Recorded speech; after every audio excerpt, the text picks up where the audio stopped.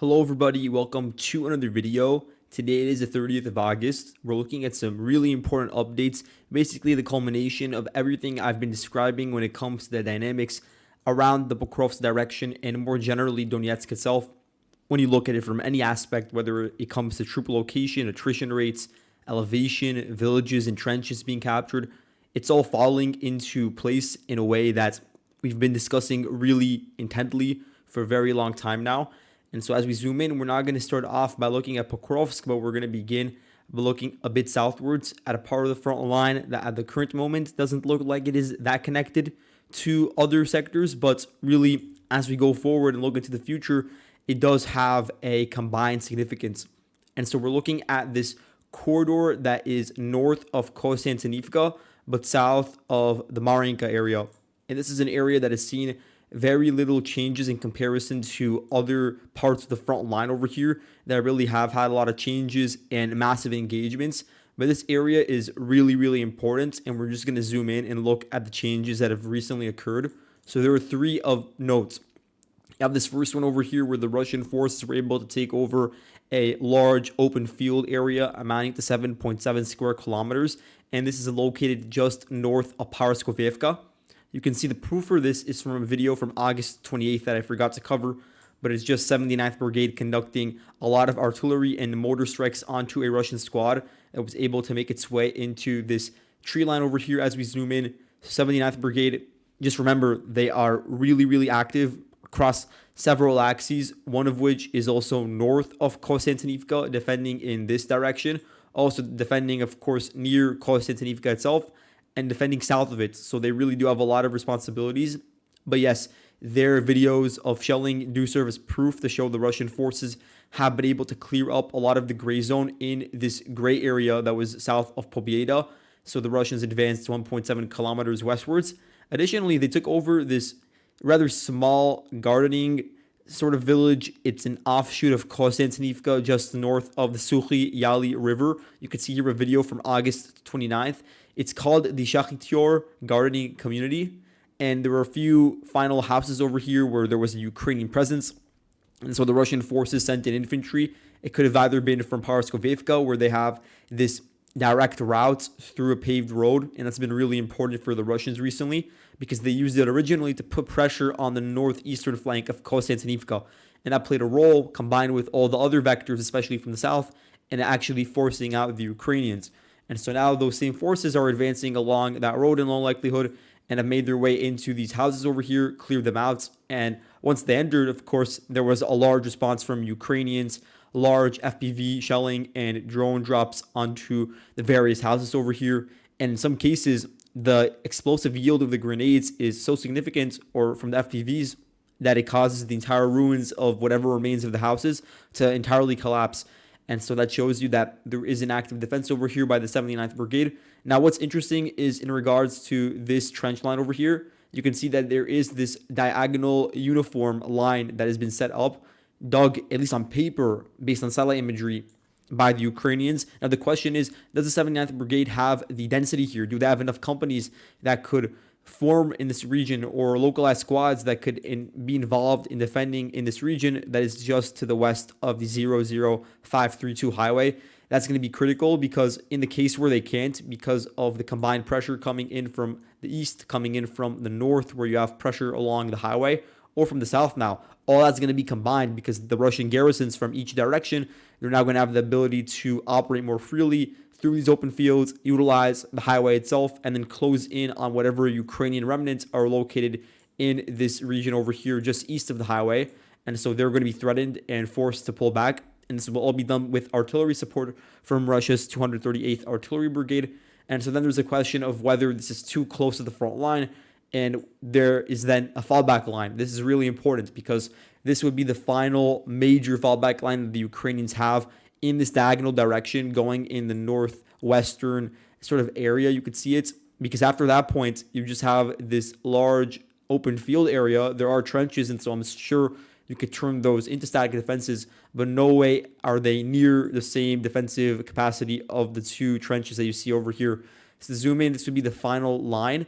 And at that point, the Russian forces would have opened up for them a flank through which to begin attacks onto a lot of villages the Ukrainians are currently not thinking of as frontline towns like Antonivka or Kostyantynivka. Now they actually are part of the front line because the Russians captured Kostyantynivka, of course. So you could see two-pronged attack, one coming directly through the paved road that connects all these villages, and then also one coming in from the north, and that would be the nightmare scenario for the Ukrainians here.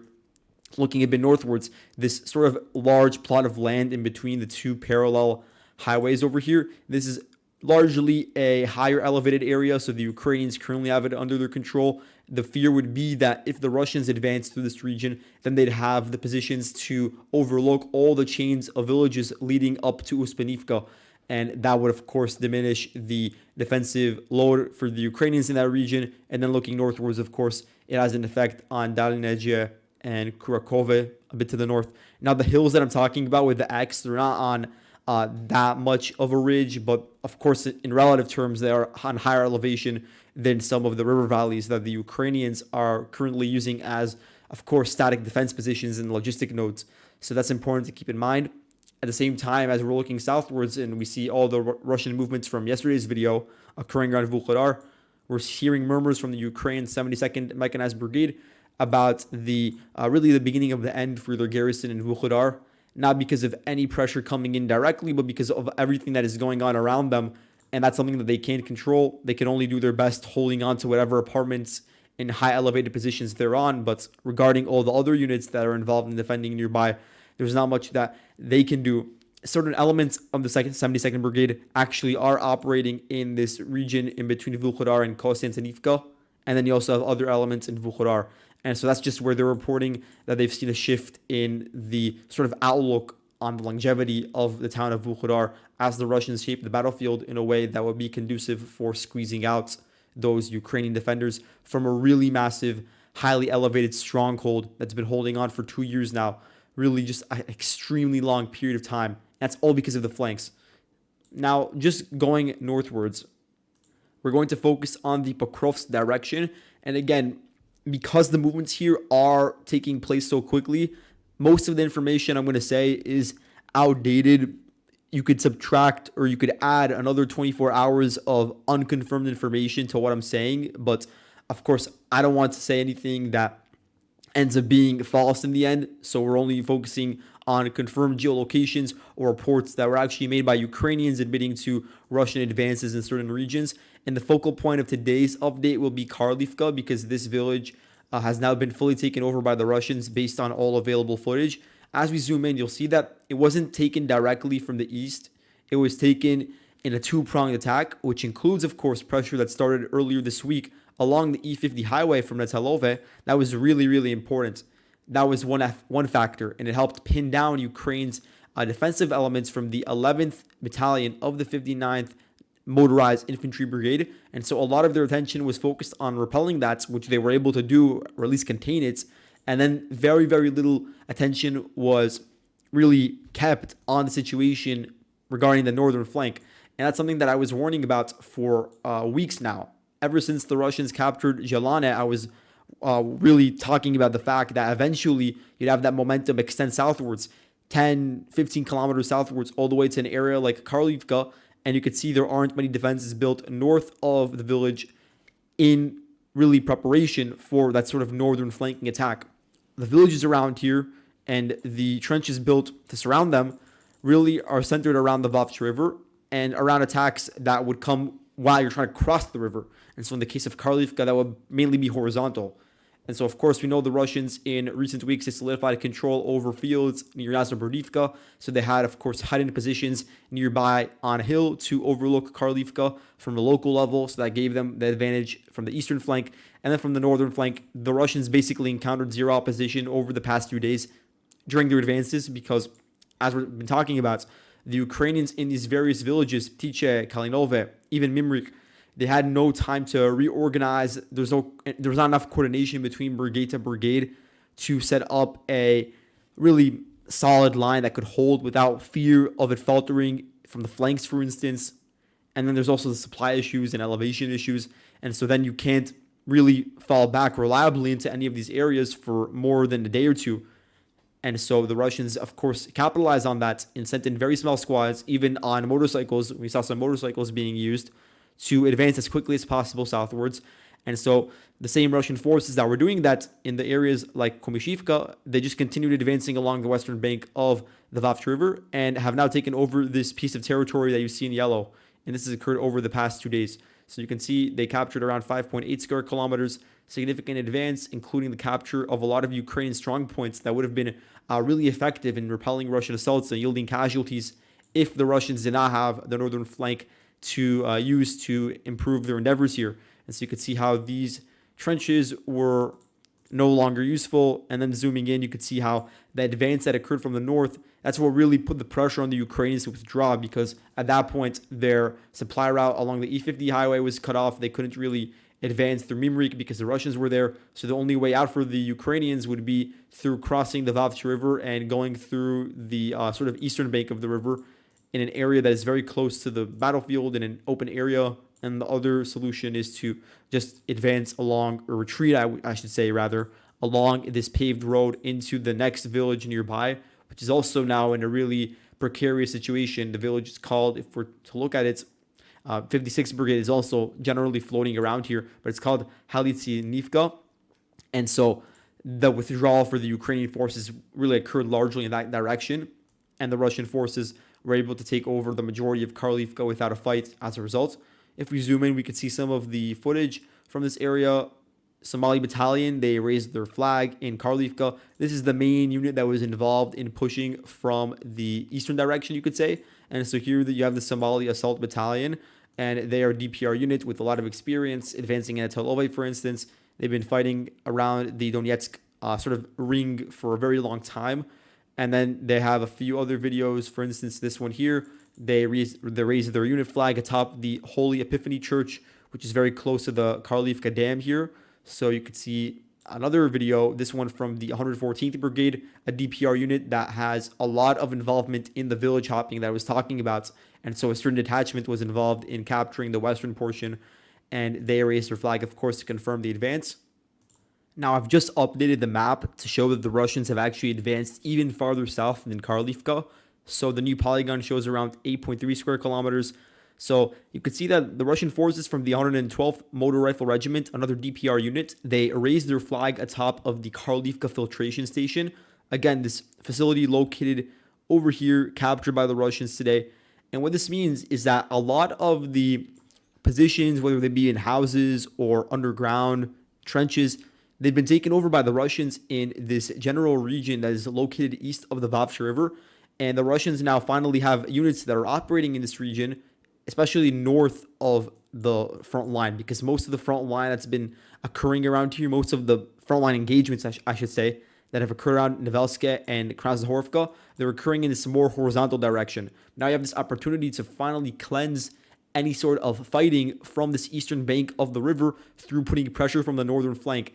And the Ukrainians definitely are aware of this. The truth is, in a lot of these fields that are marked as blue that I'm going over with these red lines, there's probably very little to none of any sort of Ukrainian presence, because these areas, they have very, very little defenses, very little tree lines, and they're just so disconnected from the main Ukrainian nodes that any sort of force here is just located in trenches that you see marked in yellow. And besides that, really, there is nothing. And so there's an opportunity over the next week for the Russian forces to continue advancing southwards and really, for the last time, push the Ukrainians across the river here. And so you can see there is a bit of a higher elevated area running just west of Nevelske, but it is, again, just slightly higher than the surrounding regions, so not too important. But when we look at the significance of Karlivka, what it means is that now the Russian forces have more momentum and positioning on their side to continue advancing along the riverbank and take over additional nearby villages. So, of course, the obvious next target is Kostyantynivka, and it's actually located south of the river. So it's an even more compromised position because, of course, the forces have to cross over the river when they retreat. You can see there are some trenches and strong points located around it, around the perimeter of the village. And so if there were actually squads that were manning those positions, then it could serve as an effective barrier to extend the amount of time that the Ukrainians have to withdraw. But then there's a question of whether you have enough of cohesion and enough troops that are actually located remaining here from 59th Brigade or 56th Brigade to act as a vanguard force, or if all of them that are still here are just concerned with just withdrawing. Because look at it, the situation here is really forming as a sort of salient that is dangerous for the garrison here, and the Russian forces already have now created a nearby sort of linchpin to expand their attacks further southwest through Karlivka. You can see the vector that it's going to be going through, in addition to what's going on in Mimrik, which will also serve as a Ukrainian, or Russian, I should say, forward operating node to expand deeper and deeper along the Vovcha River. Now, as we look, you also have Dolenivka, where we have initial reports from pro-Russian sources that the Russians have been able to enter into the houses here. Again, no confirmation yet, but everything could change. Also reports that the Russians reached the outskirts of Lysivka and Ukrainsk, but so far that can't be verified. Really, the big deal is that if the Russians were to already be at this position, located just north of Ukrainsk, it would present a lot of issues for any sort of remaining Ukrainian forces that are stuck in Dolenivka, Zelana Pershe, any village here that is located a bit to the east. They would be in a rather significant predicament because they want to be fully cut off because they could cross the river in more narrow areas, shallow areas to Hirnik, but it would be very close to the front line and a low-lying area as the Russians continue to advance and pummel the surrounding regions on the battlefield. And so, yeah, that is a concern as the situation develops here. But I have to say that there is no confirmed proof the Russians are in Ukrainsk. The hope for the Ukrainians would be that they're able to solidify and actually create some sort of defensive, protracted warfare here, because it is, first of all, one of the larger settlements the Russians are going to enter now. Really, Novohordivka is the only other large one that they've been able to fully take over. And then Mimrik is a bit closer to them, to Ukrainsk. Additionally, Ukrainsk has some of the highest elevation in this entire sector. It's sandwiched in between two trenches that the Ukrainians can use to defend. They have this massive side keep overlooking it, the Ukrainians, which gives them an amazing perspective to repel any assault if it were used properly. And then after that, it acts as a key and gives access to both advances southwards towards Hirnik, which is really important. Hirnik is a really significant target that the Russians would be looking to take over. Or it could also be used to advance and take over positions on the ridge located south of Selidove. So that would be a really important node for the Ukrainians to maintain under their control, at least for a more extended period of time than some of these other villages that are falling rather quickly. Hirnik, of course, used to act as a massive rail hub and supply hub across the river itself. Now it's basically acting as a conduit between the Ukrainian rear in Selidove, or a bit to the west, an area like Andriivka you can see over here on the map. And then zooming in, it's very close to the Vovcha River and to Kurakove. So it acts as a sort of medium between those two areas. And the area that is located basically southwest of Hirnik is the highest elevated region in the entire battlefield. So even higher than Ukrainsk, even higher than anything the Russians have under their control. This X area is on extremely high elevation. It gives the Ukrainians a perfect view of their current positions east of the river and also south of the river near Kurakove. Massive amount of slide keeps, mines, facilities, whatever it may be. Really well defended position. The only threat is if Hirnik falls, then the Russians have access to this massive city north of those positions. And of course, at that point, the Ukrainian defenders located on the heights, they would have their backs facing the river. And so they'd be in a situation where they're nearly fully enveloped, and then you can't use those heights anymore as a defensive units, basically. And so that's the fear, and that's why Ukrainsk, from a Ukrainian perspective, really is a priority to hold on to, at least until the Ukrainians could set up additional tertiary or rear lines near the Hirnik area. Now looking at Selidove, once again, we're repeating the same rumors because they still have remained rumors about Russian forces operating around the second slag keep overlooking the center of Selidove. Reports of fighting near the sports complex, the Shakhtar stadium over here, some of the bushy areas. Reports of fighting reaching all the way to the apartment buildings in some of the downtown areas. Again, that's all reports, and they're coming in from both sides, so it's not necessarily just a Russian thing. And even Deep State, you could see, I've mimicked their depiction of the gray zone, which essentially shows that all of Mikhailivka is either under Russian control or in a gray zone, because those dachas, they are too spread out. There's no concentration, not enough Ukrainian forces to actually hold on to it. So they're just withdrawing to the more defendable positions that are closer to the rear and less dangerous to, and less prone basically to Russian attacks. And so they're doing that by retreating to the apartment buildings, these massive high rises near the Solona River. And in the process, they're leaving this massive gray zone strip about 3 kilometers wide. And the Russian forces are definitely beginning to capitalize on it, not just by sending in DRGs or mounted motorcycle crews, but now the first vehicles are going to begin pouring in. The Russian forces sending them in from regions like Zhavetne or to the north, Jelane, because those are areas where we do know Russian vehicles have been present in recent weeks. We haven't seen really a lot of Russian BMPs or MTLBs, tanks even, operating here. It's mainly been on foot, but the situation will begin to change as the control east of the E50 highway begins to solidify. And so you can see that just based on confirmed footage and reports by deep states, the Russians have been able to capture another 0.7 square kilometers of the suburbs. So they are definitely just engaged right now in the clearing operations.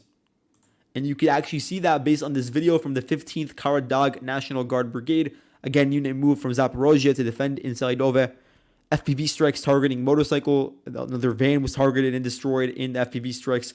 And then a Russian squad was also hit on the road as they were walking through Mikhailivka. So that's confirmation the Russians really are operating around here. Looking northwards at Marinivka, so far no proof the Russians have pushed out the Ukrainians, but you could see the situation for whatever force could potentially be here is very tenuous, because you have the pressure coming in from the south where the Russians have this massive slag heap overlooking Marinivka. You have direct pressure coming in from a paved road, and then you also have Novohordivka, which is really an area the Russians are going to turn into a forward base throughout the coming months. So to zoom in, Marinivka, I really don't know if the Ukrainians remained here or if they conducted a withdrawal towards some of the local heights near the E50 highway overlooking Selidove. But those areas would, of course, become Russia's next targets following the fall of Marinivka. Now, when it comes to Hordivka, Novohordivka, the Russian forces here have been able to fully clear out the city or town, taking over in the south 1.5 square kilometers, and then in the north, we're going to look at that afterwards, 0.7 square kilometers. So Russian elements that were operating around here, they spent the past 3-4 days combing out these sort of houses over here. What we don't know is whether they have full control over the perimeter trenches, but they are currently unoccupied by the Ukrainians. Then also a bit of a question mark surrounding this fortified stronghold here, and also the final slag heap located a bit to the west. Whether the Ukrainians are still operating there, that is still a question, but as of the recording of this video, there's no proof the Russians have pushed out the Ukrainians, and that means it's their final sort of high-looking specific vantage points, because of course they have the heights nearby. Those are really good positions to overlook the battlefield, but the slag heap is the final massive vantage point the Ukrainians have right next to Novohordivka under their control, and the Russians, of course, they are very close to it. You can see here a video from August 30th from the 47th Brigade. They conducted a shelling onto a house that Russian infantry squad walked into. So the house itself received significant damage. So that's proof the Russians are now in the southwestern corner of Novohordivka, and also that this sort of plantation located a bit south is in the gray zone. Now a bit to the north, we can see here capture of the other Novohordivka slag heap and mine facility. There's a video actually, let's click on it. It's from August 29th. Russians raising their flag atop of Novohordivka number 1 mine. That's what it's called. And that's again confirmation the Russians are operating around here. They're conducting the final cleansing operations of the houses here. And at that point, they'll have the ability to push forward towards this nearby slag heap. Really important vantage point to overlook the next Ukrainian fallback line. And what we're hearing, at least from unconfirmed reports, is that the Russians have been able to already bypass these trenches by advancing using infantry squads through the windbreaks along the rail line, and have actually been able to pass villages like Sukhyar, making their way to the southern outskirts of Mirnorod. This was reported today by pro-Russian sources, and the claim is that they advanced like 2.5 kilometers in the northwestern direction. That cannot be verified whatsoever so far.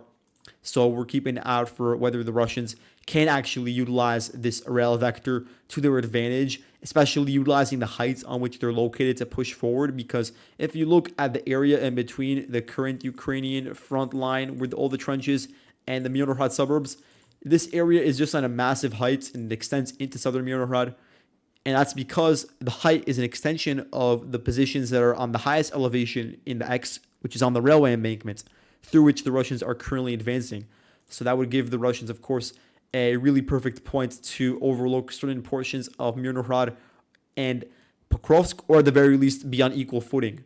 As to zoom in, we're going to look finally at Hrodivka, because there once again is not enough clarification about where the Ukrainians are specifically located, but we know where the Russians are located based on this video footage from Ukraine's 151st Mechanized or Infantry Brigade, mechanized actually. And so they conducted FPV strikes towards Russian soldiers, and there's footage of their vehicles operating in fields that are probably located north of Novohrodivka, conducting firing missions into the eastern portion of the town. And based on where the strikes occurred, based on which houses were damaged, you can see that it's confirmation of a Russian advance here, pushing forward into the center of Hrodivka. That's the next goal, and doing so in a combined operation coming in from the north, for instance, but also from the south. So there is really a lot of sustained pressure, and so far we know that the Russians have taken over at least 0.9 square kilometers. Now finally, we're looking at the Kupyansk front, because again, a lot of the dynamics that I've been discussing in that region are finally begin to culminate, and we're seeing concrete advances for the first time in a significant quantity in really a long time. In over a year, that's the last time that we saw these sort of advances in the Kupyansk sector. And it's a shame that I can't get into more detail about other parts of the front line today, like the Kursk region. I really want to do that. Probably I'll do it when there's a lull in changes across the rest of the front line. And then I also want to go in detail about the Ukrainian Air Force afterwards. But just to zoom in, you'll see here the first advance is a report by Ukrainian sources that the Russians have been able to infiltrate into Andriivka. And so it should not be considered blue, it should be considered black, as it is currently in the gray zone. And so the Russian forces here have been able to take over a small corridor that is located in between Jerelne and Andriivka. This is a high elevated area through which the Russians advanced, really massive ridge. And so the Russians do have that elevation advantage on a granular level when you compare the heights to the east to the villages like Mizhorarivka and Andriivka to the west. But then when you're zooming out and taking a more holistic view, the Ukrainians defending in those two villages, they do, of course, have the cover from the massive heights that the Ukrainians have under their control a bit to the west. And so the Russians are now making an effort to fully clear out this chain of Ukrainian villages, which served for so long, for a year basically, or even more, as their frontline position, and really served as a solid wall to prevent any sort of deeper Russian exploitations. Because after this point, after these three villages fall that you see me going over, it's going to be really open. The rear is going to be really open for the Russians.